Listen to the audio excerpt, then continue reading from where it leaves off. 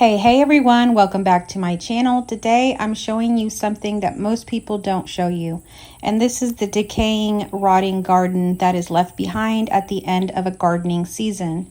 So it's at the end of my 2025 gardening season here in Texas. Everything has kind of either dried up or been taken over by weeds, and so this is what the garden looks like now.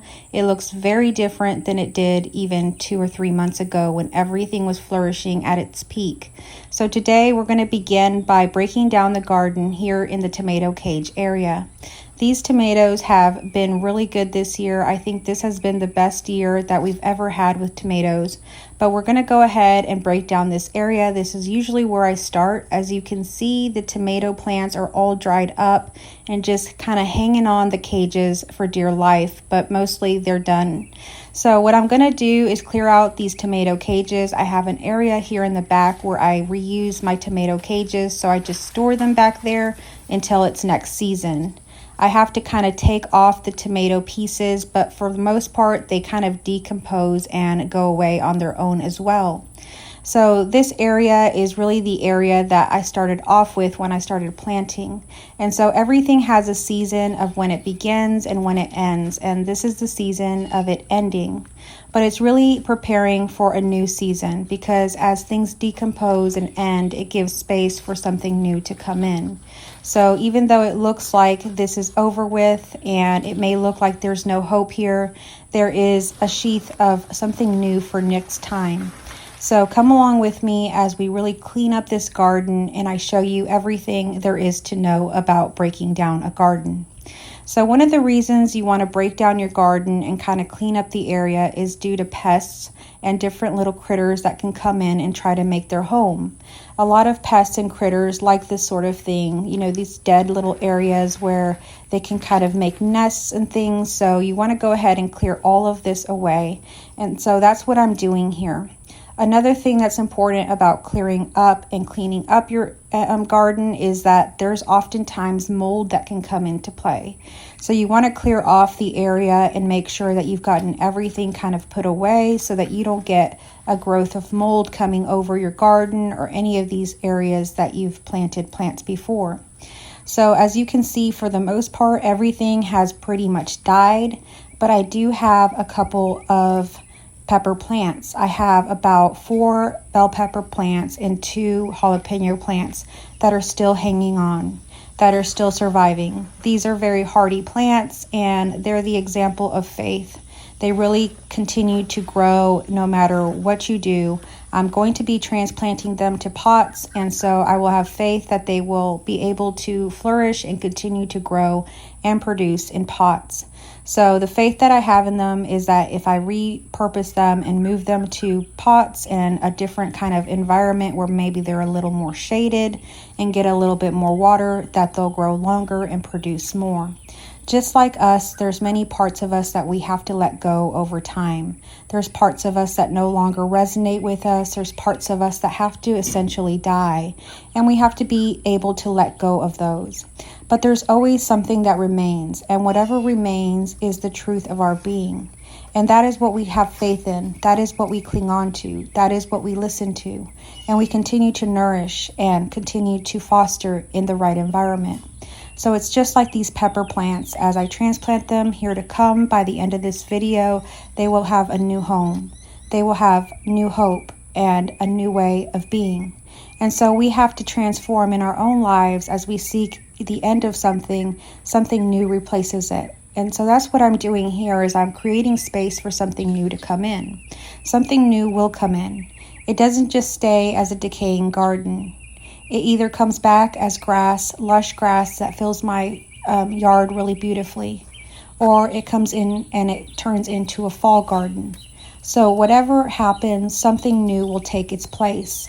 And I'm really happy to be able to show you that process here in this video. This isn't something sad. This isn't a failure. This isn't something that went wrong. This is a natural season and cycle of this garden. And just like that, there are seasons in our life.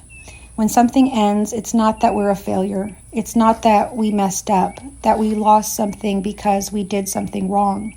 It's just particularly a season that has ended.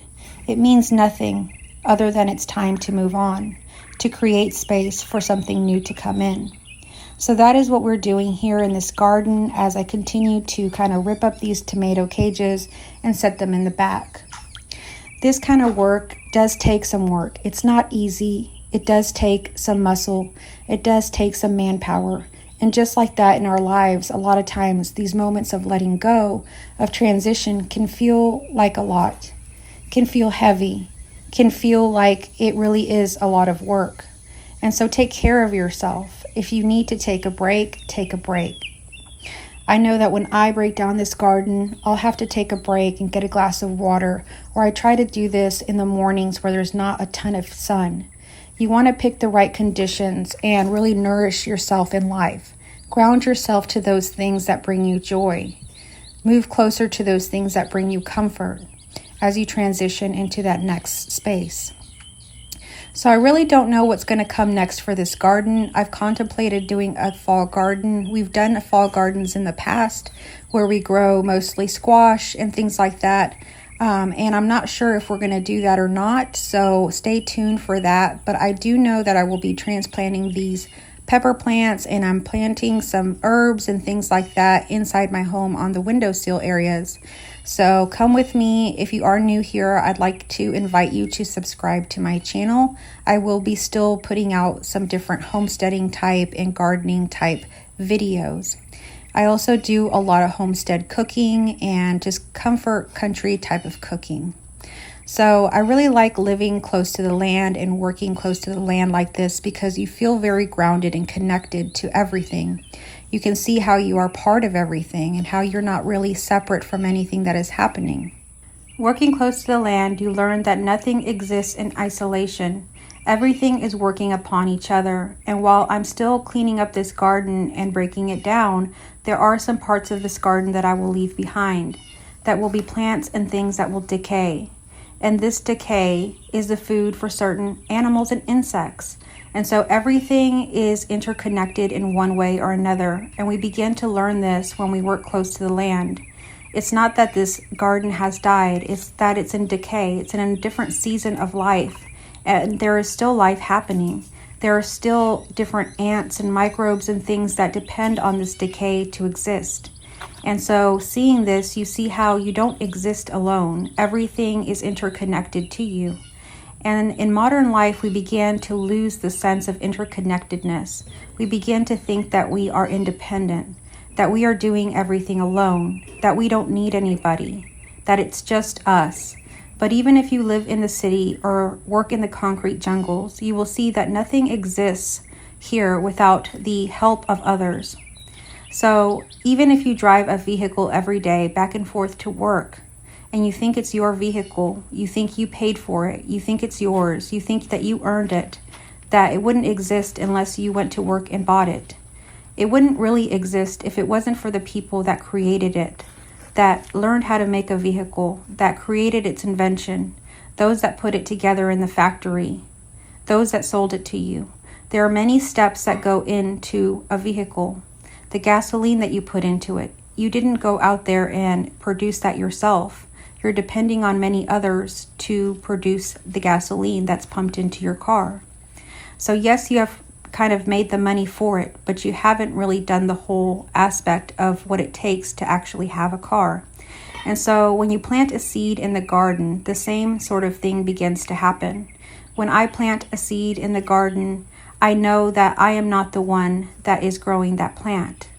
I'm connected to the divine essence of God, and I have trust and faith that me planting that seed will be the first step in many steps that are needed in producing a plant. I have to trust that there will be sunlight. I have to trust that there will be water, that there will be rain that will nourish it. I have to trust that the little critters won't take that plant down. And so there has to be a lot of faith, a lot of trust in the different elements that go into co-creating. We're always co-creating. We're not alone. Everything that is happening is one, but we're still connected to everything. And this is where you begin to lose the sense of separation. We are not really separate from one another. We are not really separate from this earth. We're not really separate from God. We are connected to everything. And when we see this, we begin to live in our full power and see our full power for what it is. And so things like working alongside the land and really having this faith and trust really begins to open our eyes to this sort of thing. If you haven't had the chance to ground yourself in planting a garden, I encourage you to do something like an herb garden somewhere in your home, one that's in containers, one that's near the sunlight, and you'll begin to see that you'll need to put that plant near the sun. You'll need to water that plant every day from the water that comes through your pipes that the water company provides. You'll have to be able to work with different elements outside of yourself and have trust in those that you have no control of for that plant to grow, for that plant to produce. But one day that plant will produce some delicious herbs that you'll be able to put in some pasta and enjoy and be fruitful and enjoy the really beautiful aspects of what life provides us at times. The strong taste, the beautiful colors, everything that is when we have trust, when we have faith. There is those things that are produced out of the interconnectedness of everything, and we begin to see that it's everything. We're not separate from anything, and everything is happening this way. And when we begin to see this, we begin to be able to really enjoy our experience of life, not thinking that we have to do it all, but having more trust and faith in that inner voice within us, the intuition that tells us to water our plants one extra time, the intuition that nudges us to cover our plants when it's too sunny. Whatever it happens to be, we begin to be more connected to the inner voice within us and the voice that's speaking outside of us. There is a voice within everything. There's consciousness within the plants that I'm showing you here, and these plants do speak. And when we get still enough to be able to hear it, we'll be able to hear not only the needs of the plant, but the needs of ourselves and be able to nourish ourselves fully. So getting back to this garden, I'm now taking down these pea cages that I have in the back for my climbing peas. These are really, really rooted in here. We put some stakes down that are really stuck in there, but I think with some muscle, I'll be able to get them out. I have 2 of these, and once I get these down, I'll pretty much be done taking down the extras, the cages, the things that I use to kind of secure this aspect of my garden down. I have some rotors and different things that I've put down to hold my plastic for the tomatoes and all of that. All of those things I put behind my barn here and I save for the next season. There's always going to be things that we save and that we reuse and that we go back to. And those things are the things that remain. There's going to be things that remain in your life. Even as you let go, there's still going to be certain things that remain. And those things are sacred. Be careful and take care of them because they are the things that are truly who you are. They're the things that remain when everything else is gone. So even these stakes and different little things I can hang on to for another season. Some things, they don't last forever, but they do go into your next season until they are no more. So I'm saving these stakes and they may last another season or 2. They help me because I don't have to rebuy some of these items every single season. And so they are part of this cycle and this garden that happens annually. I'm picking up some of the bricks and things that I've used to hold down the plastic. There will be things in your life that hold you down, that anchor you. And those are the things to return to when you're in the process of letting go. When you're in the process of letting go, as we talked about, it's hard work. It feels like hard work. So go back to those things that anchored you once. Go back to the things that you had joy in, those things that you had excitement over, that you can remember since you were a child. Those are the anchors of your life. So this is what my garden looks like now. I'm still going to have to mow it down, but I'm doing a few last things. There's some stakes here that I had put labels on. I need to get those up. And the next thing that I will be doing is using my 0-turn lawnmower to really cut down all of this brush. And soon it will be back to the rest of the yard. It will look like nothing had happened here, and it'll be ready for something new. Thank you so much for coming along for today's video. If you are new here and you enjoy these sorts of videos of me working, homesteading on School of Scarlett Homestead, or you enjoy cooking, please subscribe to my channel. I would love to have you be part of my channel. This is the wreckage that's left behind, and I will still be doing some cleanup and transplanting here. I will catch up with you in my next video to show you how I transplant my pepper plants and how this garden really ends up looking after I mow it down all of the way. You can see here these pepper plants are still producing, and so they will come into my next season. Even though this garden is now done, they will be still producing in pots and plants that I will have near my home, and I hope to share that new season with you here soon. Thank you again so much for coming along. I will catch you on our next video. Take care and be well.